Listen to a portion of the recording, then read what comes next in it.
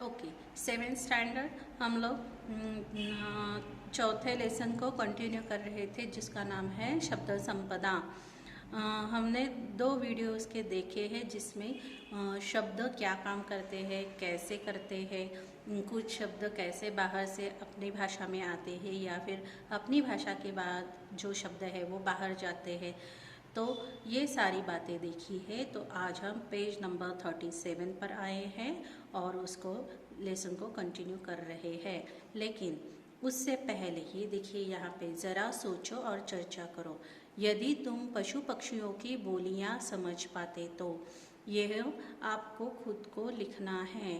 क्या करना है? यदि तुम पशु पक्षियों की बोलियाँ समझ पाते तो यह आपको कल्पना करनी है कि अगर आप पंछियों की या पक्षियों की अगर भाषा समझ पाते, वो क्या बोलते हैं वो समझ पाते तो क्या करते, तो क्या होता। तो ये आपको इमेजिन करके लिखना है। क्या होगा, क्या होता अगर आप उनकी भाषा या बोली समझ पाते तो जाहिर सी बात है, सबसे पहले तो आपको समझ में आता कि वो क्या, उनकी तकलीफ़ क्या है ना। वो जो पक्षी होते हैं उनकी तकलीफ़ क्या है, वो कौन सी उनकी दुविधा है, उनको क्या परेशानी है। तो ये उनकी बोलियों से, उनकी भाषाओं से आपको समझ पाते और उनको आप दूर करने की कोशिश करते है ना। तो आपको खुद को ऐसे इमेजिन करके लिखना है। तो लेसन को आगे कंटिन्यू करते हैं। हमारे मुख से उच्चारित शब्द हमारे चरित्र, बुद्धिमत्ता, समझ और संस्कारों को दर्शाते हैं। इसीलिए शब्दों के उच्चारण के पूर्व हमें सोचना चाहिए। हमें कोई भी बात कहने से पहले सोचना ज़रूर चाहिए, क्योंकि हमारे ये जो शब्द होते हैं वो हमारा चरित्र, बुद्धिमत्ता, समझ और संस्कारों को दर्शाते हैं। कम से कम शब्दों में अर्थपूर्ण बोलना और लिखना एक कला है। देखिए, अगर कोई कम से कम शब्दों में बोलना, इसका मतलब है पॉइंट टू पॉइंट बोलना, मतलब किसी भी बात को ऐसे लंबा खींच कर बोलना, ये अच्छी आदत नहीं है। यह कला विविध पुस्तकों के वाचन से, परिश्रम से ही साध्य हो सकती है।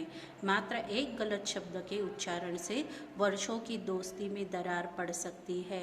ये तो हमने पहले भी देखा था कि शब्द हमें बहुत संभल कर उनका इस्तेमाल करना चाहिए, क्योंकि शब्द का काम है जोड़ना भी और तोड़ना भी।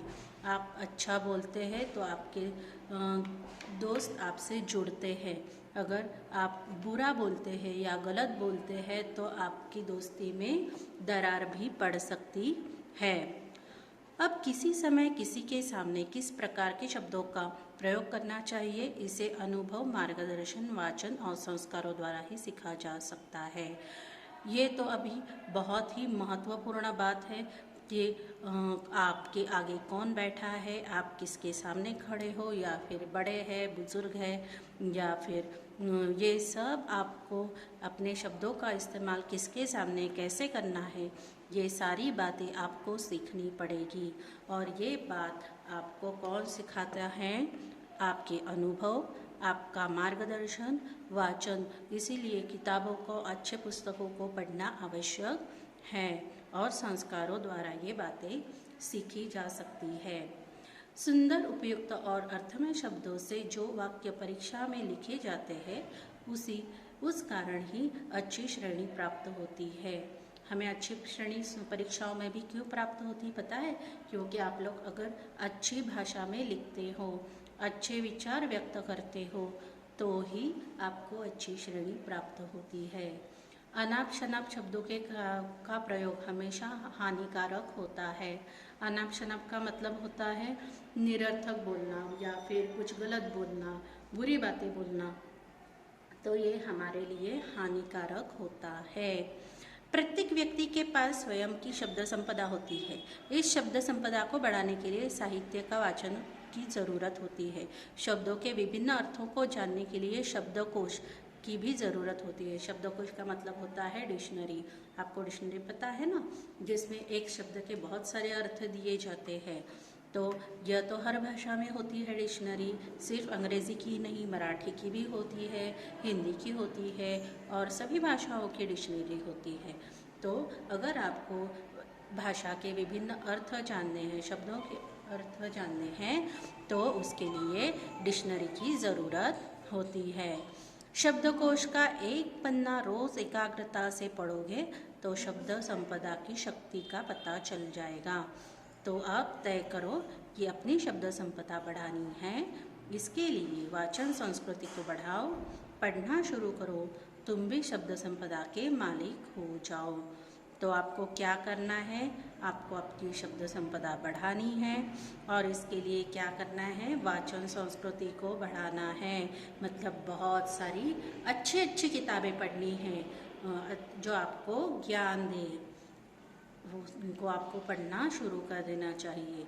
तभी आपको अच्छे अच्छे शब्द, नए नए शब्दों का ज्ञान मिलेगा।